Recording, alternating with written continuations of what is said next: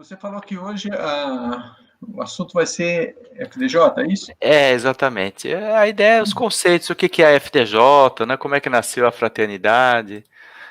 Temos uma aula, né, da Escola de Aprendizes que fala sobre isso no terceiro ano, porque é a época em que os alunos da escola estão cogitando, né, de entrar para a fraternidade, né? Então é isso que, eu vou inclusive compartilhar aqui uma tela que ajuda a ter algumas ideias a respeito.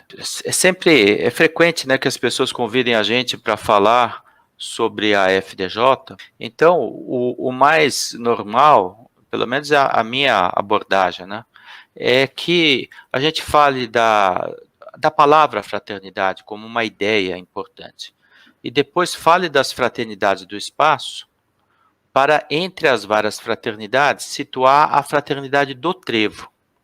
E depois a gente finalmente conclui a lição dizendo que foi a fraternidade do Trevo que propiciou a existência tanto da Escola de Aprendizes do Evangelho como da fraternidade dos discípulos de Jesus, a partir da década de 1950. Eu sempre considerei essa... claro, tem mil maneiras de dar essa aula, né? Mas eu sempre considerei essa uma forma interessante, porque para mim sempre fez sentido começar falando do sentimento, né? Porque a palavra fraternidade, ela pode ter dois significados de acordo com o contexto, né? Por exemplo, se eu falo manga sem nenhum contexto, eu não sei se eu estou falando da manga da camisa ou da manga fruta, né? Então, se eu falar fraternidade, fora do contexto, eu não sei se eu estou falando de um tipo especial de sentimento humano ou se eu estou falando da organização de pessoas em fraternidade. Diferentemente da palavra manga, a palavra fraternidade, essas duas coisas elas são próximas, mas não são a mesma coisa. Então, é por isso que talvez seja até mais sutil a questão de diferenciar.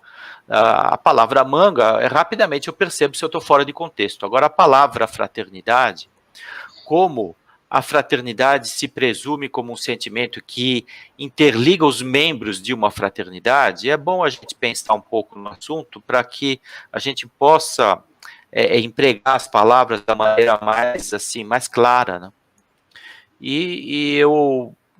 A primeira coisa, quando a gente nas aulas pergunta para as pessoas o que é o sentimento de fraternidade, todo mundo responde assim: é amor, a coisa mais parecida com o sentimento de fraternidade é amor. Mas aí acaba chegando numa outra dificuldade, porque o amor tem muitas expressões e muitas manifestações. E a gente acaba, pelo fato do conceito amor ser tão abrangente, a gente acaba se perdendo um pouco ao usar a palavra. Então é por isso que o amor ele vem sempre associado a algum adjetivo.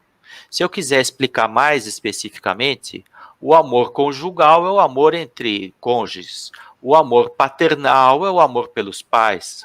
O amor maternal é a da mãe pelo filho, né? Ou eu falei errado, né? Do amor paternal do pai pelos filhos. O amor filial, sim, é o sentimento que os filhos têm em relação aos pais.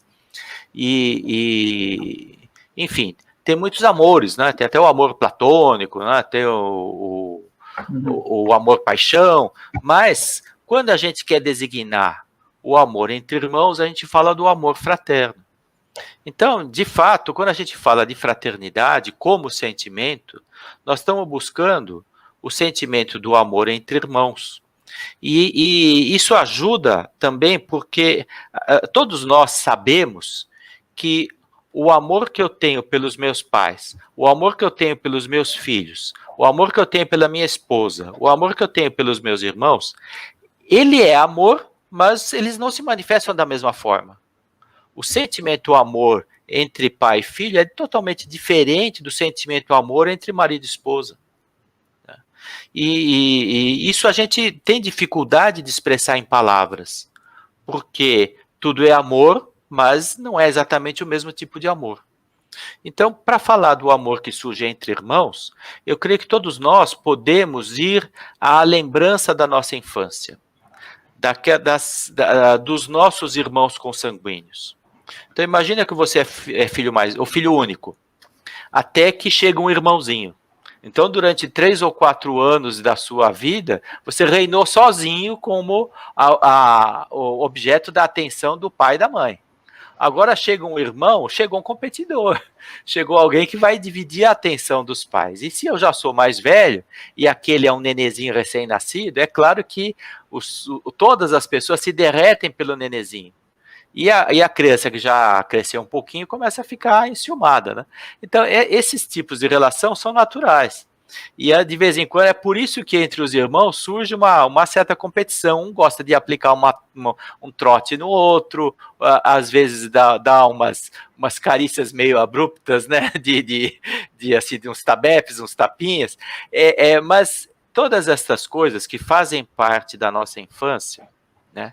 Elas, depois que nós chegamos à vida adulta, isso tudo se tornam lembranças agradáveis. Porque a gente morre de dar risada, né? De uma vez que a gente lembra que o irmão passou um trote no outro e tal. Essas coisas ficaram nas lembranças amorosas da infância, mas a gente não percebe que é no período da infância que a gente começou a desenvolver esse tipo de relação diferente entre as pessoas. Então, o que acontece? Os irmãos crescem, casam, têm seus filhos, vão morar em outra cidade, distanciam-se, mas essa relação com a lembrança da infância sempre vai ficar. E é por isso que, às vezes, os nossos irmãos podemos ficar meses sem nos encontrarmos. Porém, quando a gente tem notícia um do outro, a empatia é imediata. A gente, por exemplo, se eu passo um tempo sem ouvir falar do meu irmão, da minha irmã, e ele ou ela me liga dizendo, olha, mano, eu tô com um baita problema aqui, nossa, na hora eu fico preocupado. Na hora o coração fica na mão. Porque aquilo que o irmão está passando, a gente sente como se fosse com a gente. Isso é a verdadeira, o sentir a empatia, sentir o que o outro sente. Ou, assim como também se o irmão liga e fala, olha, mano, que beleza, eu fui aprovado, eu fui promovido, a gente fica contente junto. Não foi com a gente, mas se foi com o nosso irmão, é como se fosse com a gente. Então a gente se sente feliz, ou se sente triste, ou se sente preocupado, dependendo do que está acontecendo com o irmão, e às vezes mesmo à distância, né? Essas são algumas características do amor fraternal. Uma forte empatia, porque ela se desenvolveu numa fase onde nós crescemos juntos. E é isso que causa a diferença de nós expressarmos de maneira diferente o amor entre os irmãos e o amor entre os pais e os filhos e o marido e mulher. Tá? Porque às vezes tem coisas que eu me sinto mais à vontade de falar com meu irmão, com a minha irmã, do que com meu pai ou com meu filho. Porque para desenvolvermos uma experiência de vida que a gente aprendeu a engatinhar junto, a andar junto, a correr junto, a brincar junto, a aprender a ler e escrever mais ou menos na mesma época. Então, por quê? É uma grande experiência de vida crescer junto com os outros. E é isso que torna tão especial o amor entre irmãos. Então, o sentimento de fraternidade, ele se desenvolve nessas condições onde nós crescemos junto com outras pessoas. Tá? E nós podemos lembrar muito bem que, às vezes, há pessoas que a gente conhece na nossa vida que não são parentes, mas que a gente sente como irmão. Isso, muitas vezes, isso acontece porque, seja nesta vida ou em outra, nós tivemos que vencer um desafio juntos. E quando a gente venceu esse desafio juntos, nós, ao passar por aquela dificuldade, ambos crescemos. Então essa pessoa se tornou um pouco mais irmã, um pouco mais irmão de nós. Porque crescer junto, enfrentar uma dificuldade junto, nos irmana. E aí, é por isso que a gente salta, então, para a atividade religiosa, e a gente vai em qualquer religião, não precisa ser só espiritismo. Se vai ser uma preleção na assistência espiritual, se vai ser um sermão do padre na missa católica, se vai ser uma pregação no templo protestante, no encontro da sinagoga ou da mesquita, eles vão falar, caros irmãos, prezados irmãos, que Deus nos abençoe. É claro, racionalmente é fácil de entender porque em todas as religiões a gente se chama de irmão. Porque a figura central é Deus. E Deus é o Pai. Quem tem o mesmo Pai é irmão. Só que é o seguinte, isso é o tipo da coisa que a razão sabe. Então, eu sei que eu sou irmão de todas as 7 bilhões de pessoas que existem na Terra. É uma questão de lógica, se eu reconheço um Criador absoluto. Agora, só que eu não sinto. Porque eu não cresci junto com todas as 7 bilhões de pessoas. Eu cresci junto com uma meia dúzia de crianças ali que fizeram parte da minha infância. E depois eu superei obstáculos junto com alguns amigos e colegas e que nos tornamos um pouco mais irmãos. Mas o fato de sentir-me irmão de todos os 7 bilhões de pessoas encarnadas, ou de todos os 30 bilhões de espíritos que gravitam em torno do planeta Terra, ainda é um pouco distante para nós que somos muito voltados para a nossa própria vida. É uma questão de evolução. Porém, à medida que os espíritos evoluem, eles se tornam cada vez mais empáticos. E, portanto, são cada vez mais capazes de sentir as pessoas como irmãos.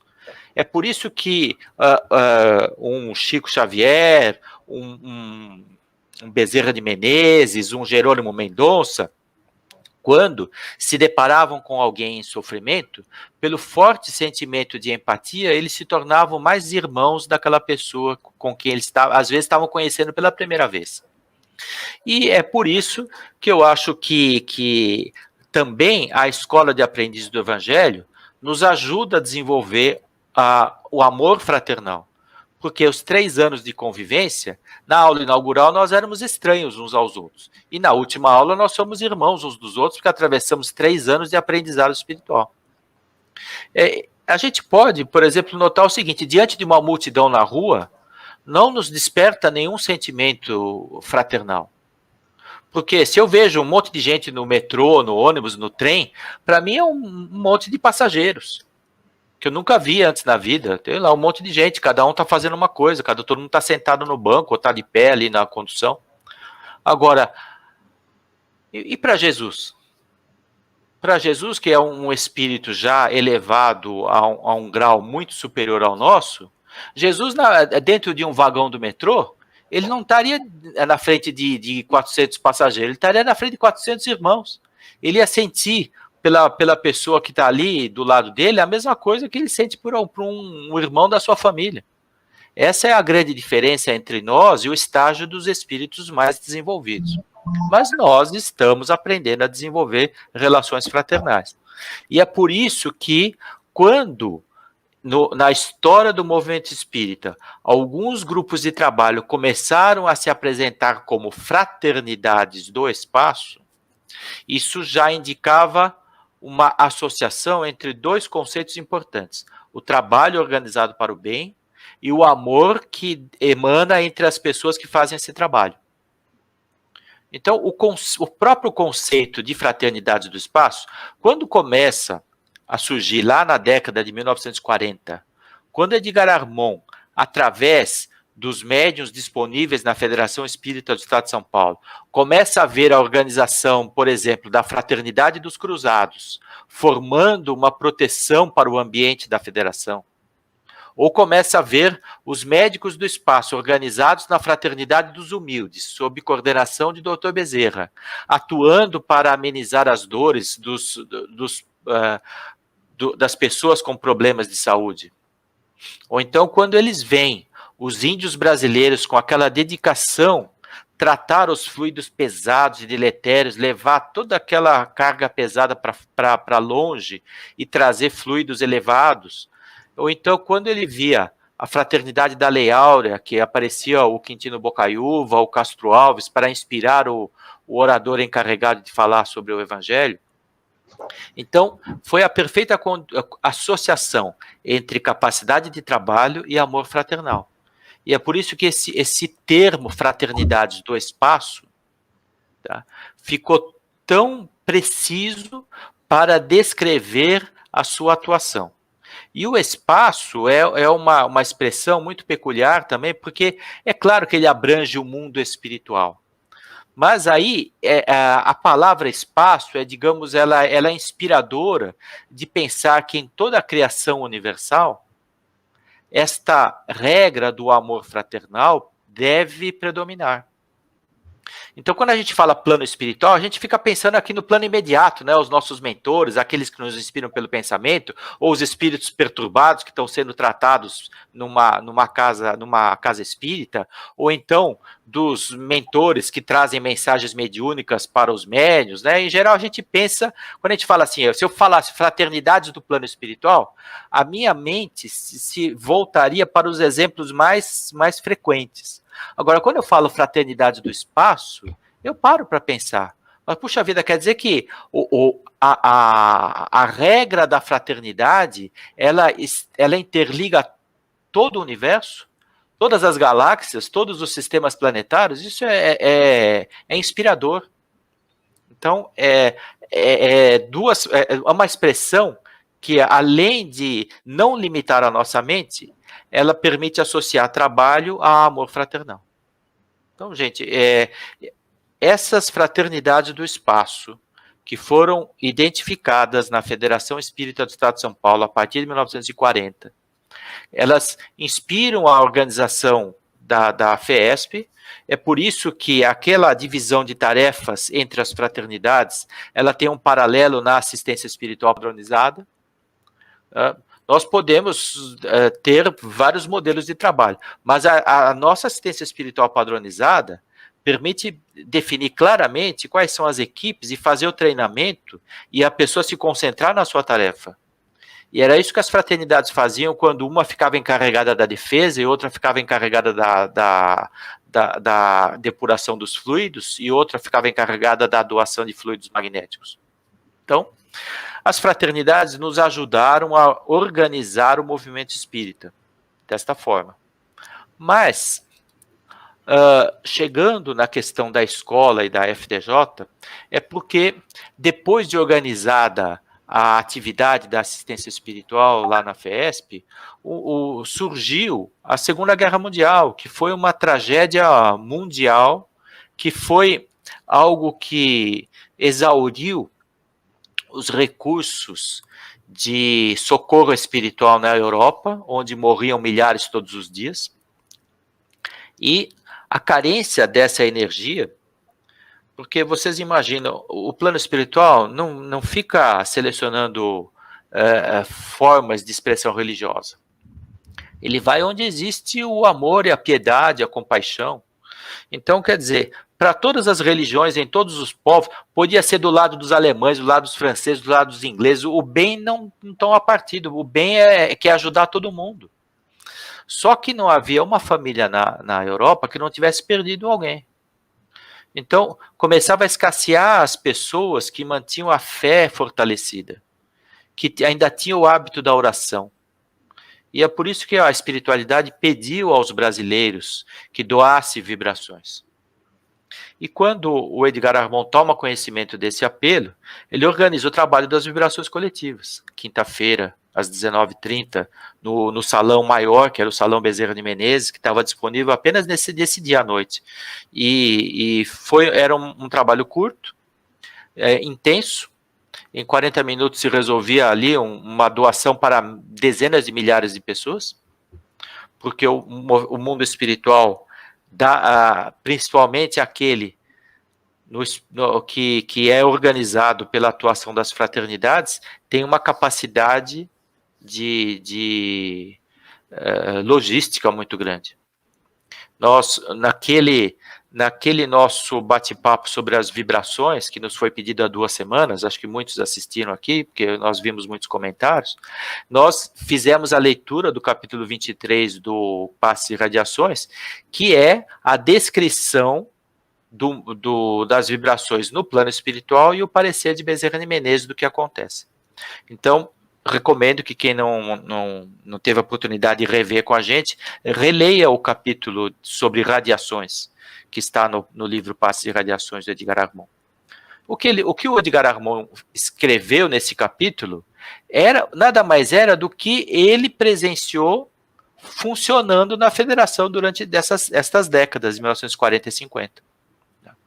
Bom, o fato é que, posteriormente, essas vibrações não acabaram mesmo depois da Segunda Guerra, porque o dirigente espiritual do trabalho, que era o Razin, ele se aproximou e tornou ali bem marcante a presença de uma nova fraternidade, que era a Fraternidade do Trevo. Todos os seus membros tinham um trevo na túnica, na altura do peito, do coração. E ele contou a história da Fraternidade do Trevo, claro. Mas o mais importante é o fato de que Armon reconheceu em Razin, que era esse dirigente da Fraternidade do Trevo, um companheiro de encarnações muito anteriores, em que ambos eram buscadores da verdade espiritual, em que eles procuraram se integrar a escolas de iniciação espiritual, escolas de sabedoria em encarnações no Oriente. E é por isso que, mesmo depois do fim da Segunda Guerra Mundial, o projeto que eles desenvolveram foi a implantação de uma escola de iniciação espiritual aqui no Ocidente. E Razin, no plano espiritual, e Edgar Armon, encarnado, desenvolveram a nossa escola de aprendizes do Evangelho, que veio à luz em 1950. A questão é o seguinte, então,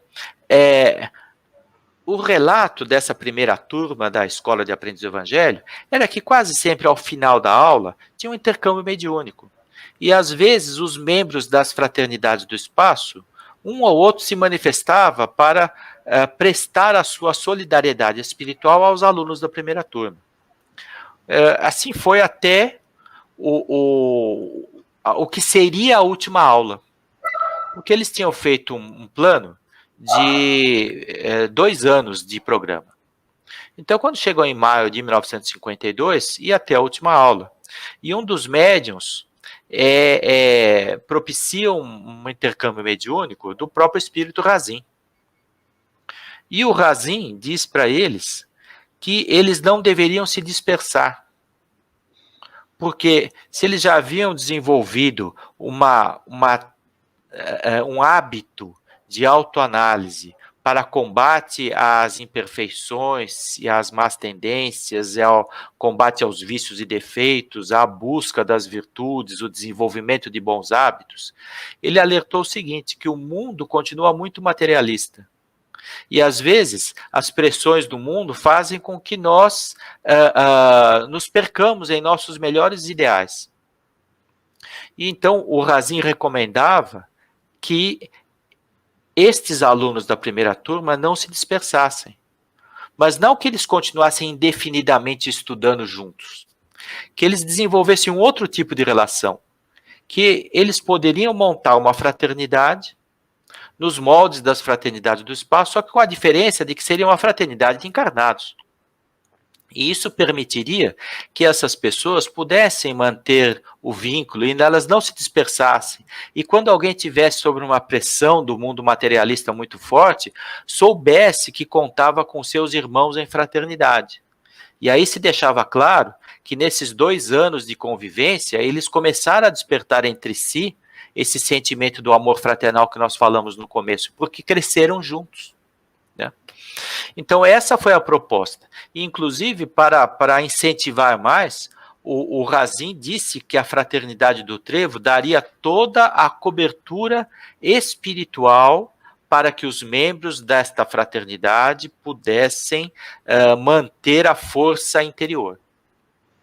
Então, essa fraternidade, que é o assunto nosso do canal Aliança de hoje, FDJ, Fraternidade dos Discípulos de Jesus.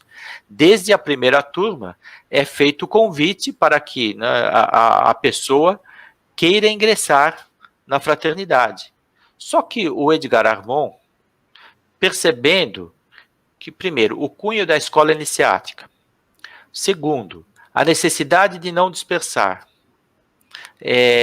terceiro, o elevado grau de desempenho dos membros das fraternidades do espaço entre si, ele que além de ser o dirigente da primeira turma, era o aluno número 1 também, como ele costumava destacar, ele avaliou o seguinte, olha, nós ainda não estamos nesse nível. Nós talvez precisemos reforçar alguns conceitos e aprofundá-los para quando chegar o momento de estarmos à altura de integrar uma fraternidade, seja ela de encarnados ou de desencarnados. Então é por isso que o Edgar Armond resolveu modificar o programa original da primeira turma, estendeu aulas, né, e ele se inspirou do seguinte jeito,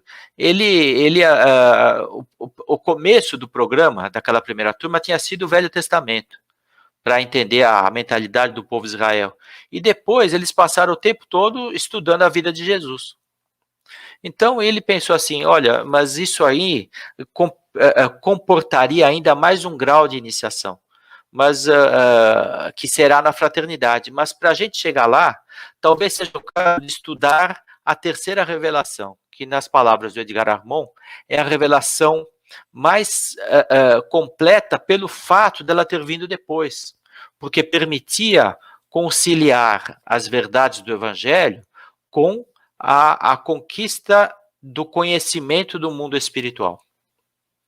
E é por isso que as aulas que se seguiram foram todas referentes às ideias espíritas, a reencarnação, o perispírito, a lei da justiça, enfim, tudo isto passou a se constituir de um programa extra, e a primeira turma, então, não ingressou na Fraternidade dos Discípulos de Jesus, naquela reunião em que o Razin propôs a criação da FTJ.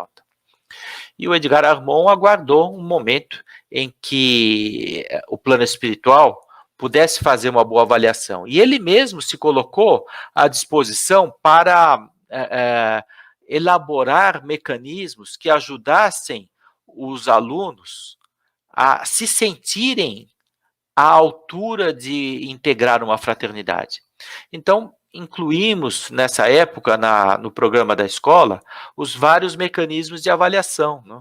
Os testes, os exames espirituais, que são oportunidades de ouvir a espiritualidade, enfim.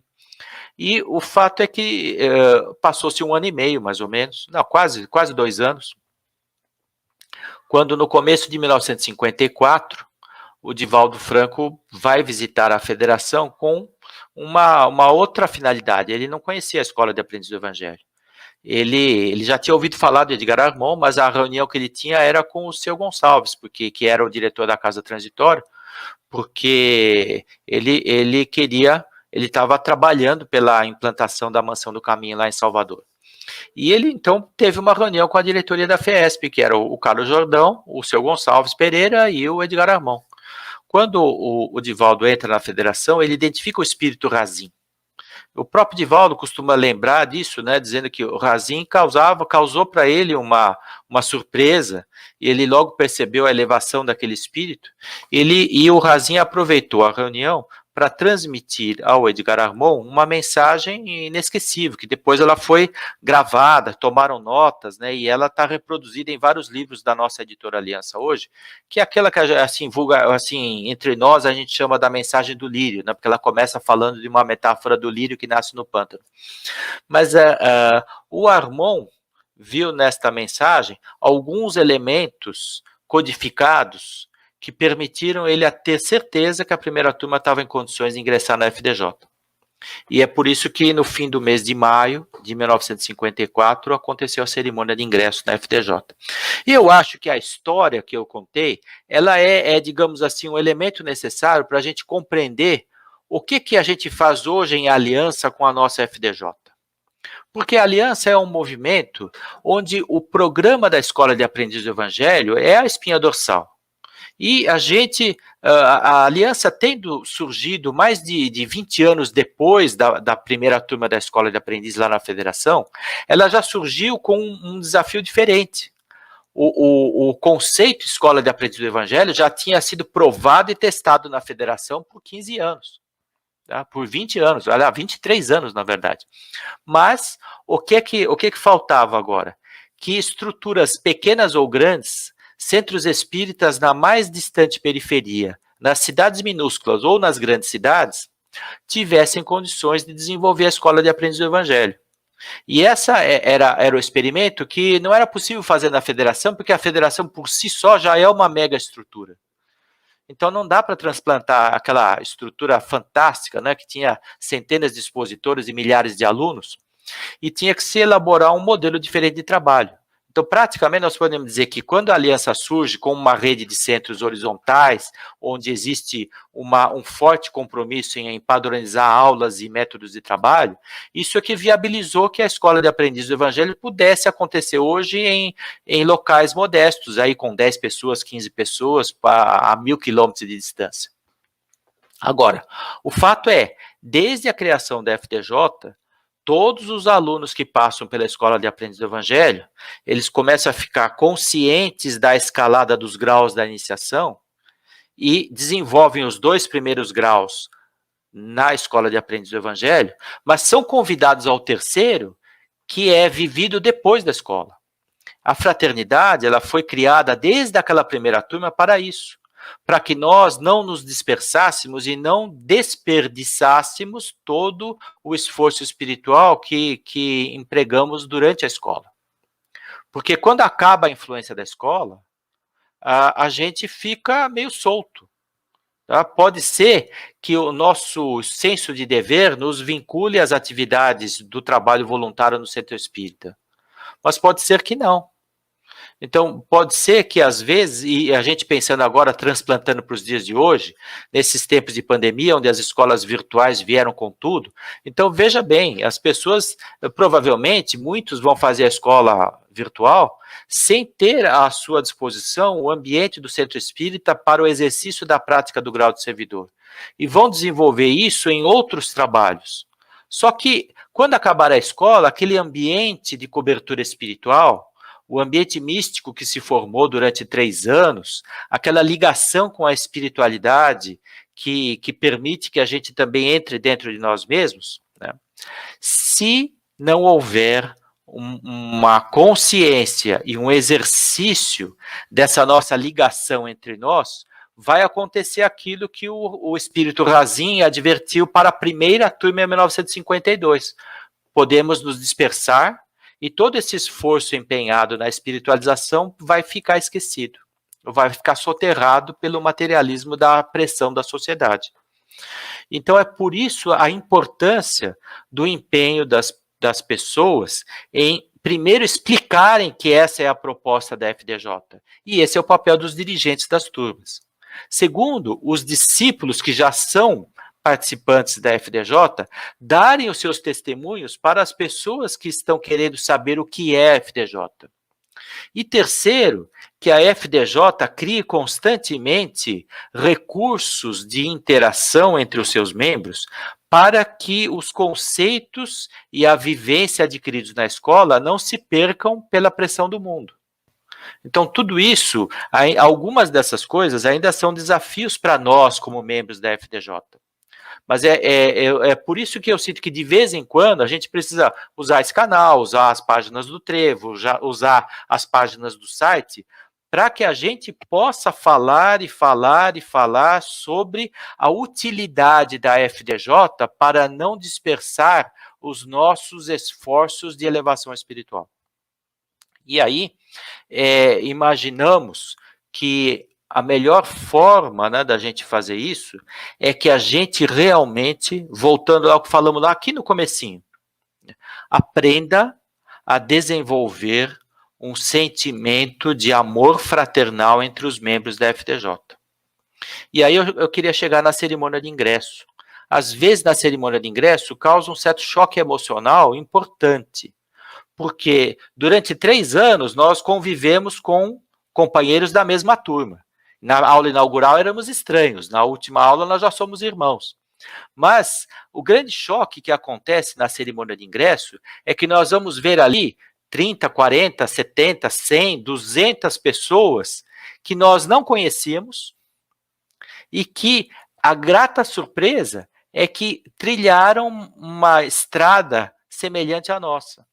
Também tiveram a sua aula inaugural, também tiveram a sua investidura no grau de aprendiz, no grau de servidor, passaram pelas autoavaliações, passaram pelos exames espirituais, estão ali na mesma sala, e aquela cerimônia de ingresso do ponto de vista de quem organiza eventos espíritas, ela não tem grande novidade, né? Uma preparação, intercâmbio, vibrações, confraternização, palavras de amor e amizade, mas para quem participa, sente no ar uma vibração especial. Talvez uma parte desse nível vibratório é propiciado pela surpresa que nós encontramos de ver, puxa vida, ali são irmãos. Eu não conheço, mas agora que eu conheço, eu tenho noção de que eles partilham do mesmo amor fraternal em relação a esses que eu já conheço há 3 anos. E é por isso que a gente sempre fez uma questão da presença da pessoa na cerimônia de ingresso. Às vezes as pessoas perguntam, né, mas o que tem essa cerimônia de ingresso tão especial? Falando de especial, do ponto de vista organizacional, nada. Mas do ponto de vista vibracional, tudo. Tá? Porque nós vamos ter esse choque de nos encontrar irmãos que estamos nos vendo pela primeira vez nesta encarnação. Mas e não é só isso. Estamos vendo que a própria cerimônia foi organizada por irmãos que já são parte da fraternidade há muitos anos. Então, toda aquela relação que eu falei no começo, do amor fraternal, que um sente pelo outro, né, que a gente tem a empatia, etc., ali se instala e isso vai ficar na nossa memória emocional. Então, qual é o grande efeito da gente ter participado da cerimônia de ingresso? Eu ia falar presencial, mas hoje que nós estamos vivendo uma realidade virtual, a FDJ agora está se debruçando para reproduzir esse clima, mesmo que a cerimônia não seja exatamente presencial. Tá? Mas qual é o efeito? O efeito é imprevisível. Mas eu diria o seguinte, que quando eu, por exemplo, eu me sinto um pouco desanimado, desmotivado, porque a gente tem altos e baixos ainda, né, em termos vibratórios, e a gente fica assim meio parado, né, dizer, puxa vida, né, hoje está difícil de tocar os meus deveres. Então é nessa hora que vem a minha lembrança, a minha cerimônia de ingresso, porque eu me lembro que teve gente que suou a camisa para chegar lá. E que quando deu aquele testemunho, quando falou a alegria que sentia que estava lá, eu não lembro mais as palavras que eles falaram, mas eu lembro a emoção. Então, isso faz o seguinte, isso me faz lembrar que os meus irmãos em fraternidade estão espalhados pela terra e eles estão fazendo o seu melhor.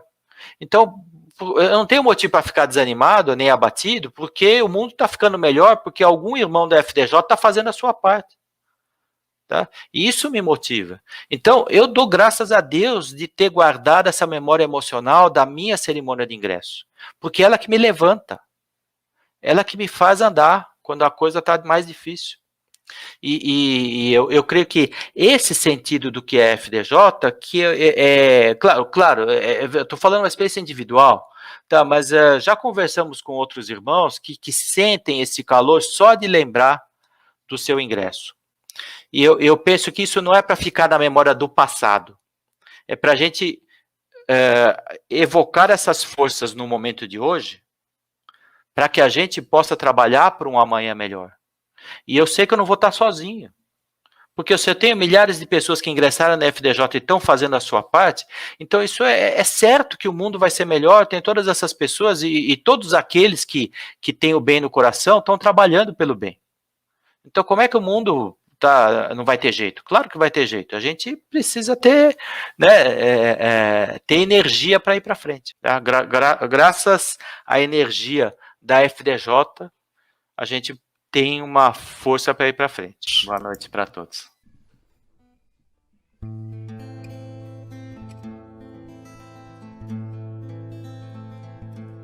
Pai celeste, Criador, fonte eterna de bondade, auxilia no Senhor a conquistar a verdade, a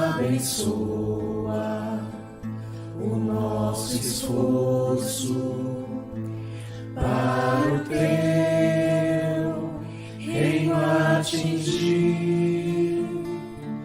Dai-nos, Pai, a luz que aclara os caminhos do porvir. És a glória deste mundo, és a paz e a esperança, és a luz que não se apaga, és o amor que não se cansa.